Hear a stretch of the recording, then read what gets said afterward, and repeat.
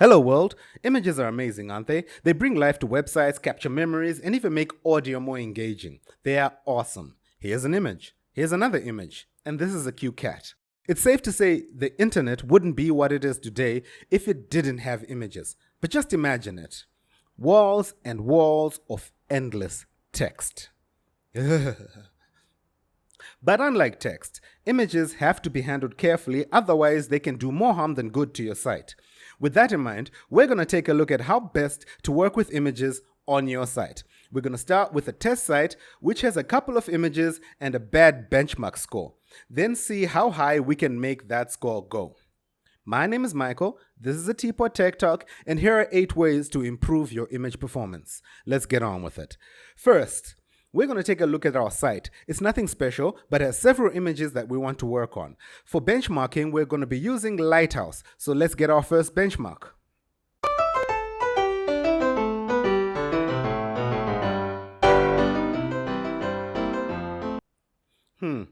That's not great. So what do we do about it? Well, tip number 1.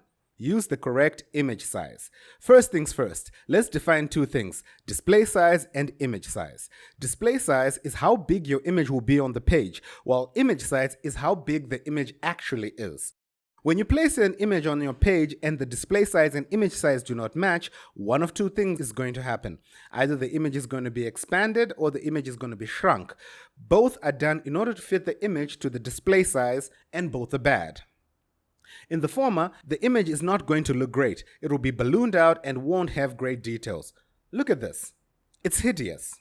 In the latter, you're going to be downloading a larger file than you actually need and performance will suffer. And that's not even considering the mess you will make if images are squashed, stretched, or cropped. So, to avoid this, make sure the display size and the image size match. If you get your images from an API, check if it allows you to specify size. If you are handling the images locally, then crop it like it's hot and resize it before uploading. But what if you want to use the same image with multiple sizes, for example on mobile and desktop? Well, tip number 2. Use responsive images. Websites aren't just displayed on your computers anymore. They can be displayed on your phone, on a tablet, on a TV, even a smart teapot.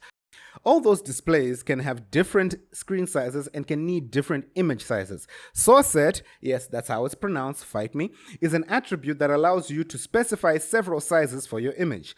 You can read more on responsive images on the Mozilla Docs site. Links will be in the description.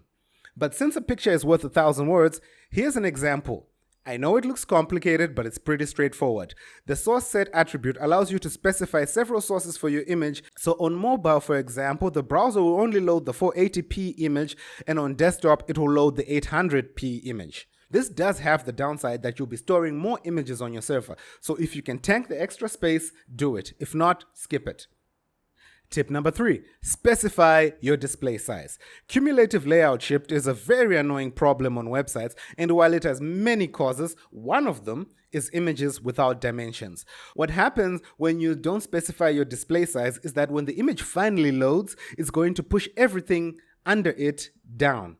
This is bad. Now, CLS is a huge topic and deserves its own video, but for today, since we don't want to lose focus, let's just say always specify your display size. Tip number 4, use the correct aspect ratio.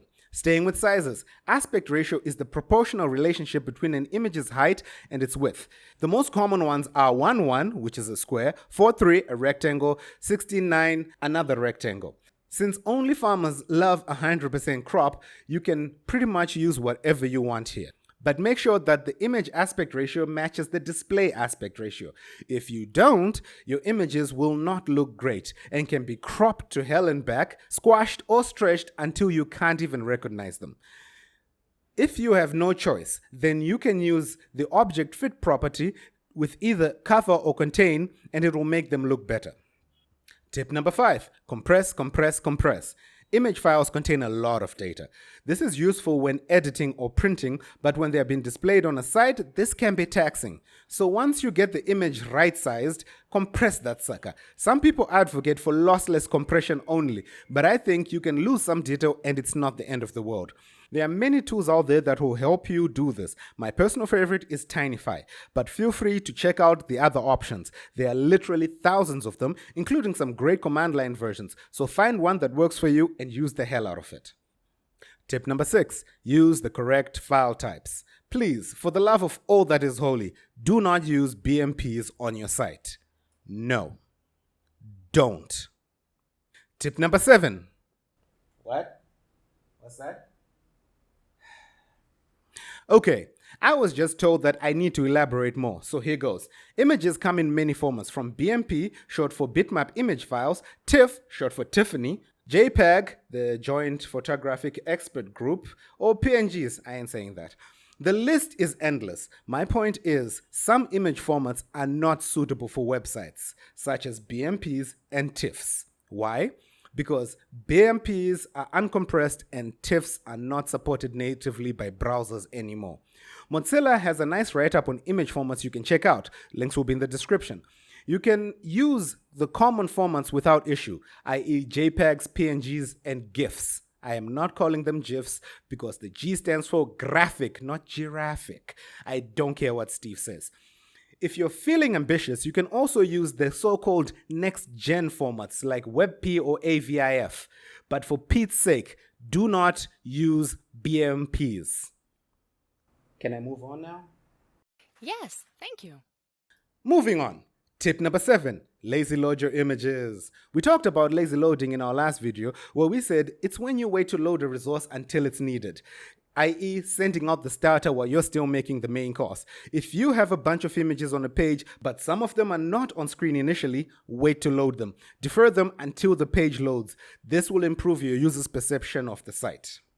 Tip number 8, spend a minute on accessibility. This is more of a usability issue rather than a performance one, but it's important because search engines like Google take accessibility into account when indexing your site.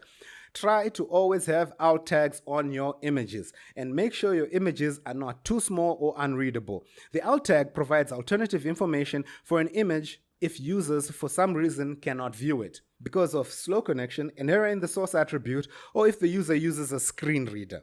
It's not just good for your benchmark score, it's the right thing to do. Now that we've done our optimizations, let's check back in with Lighthouse and see what the score looks like now.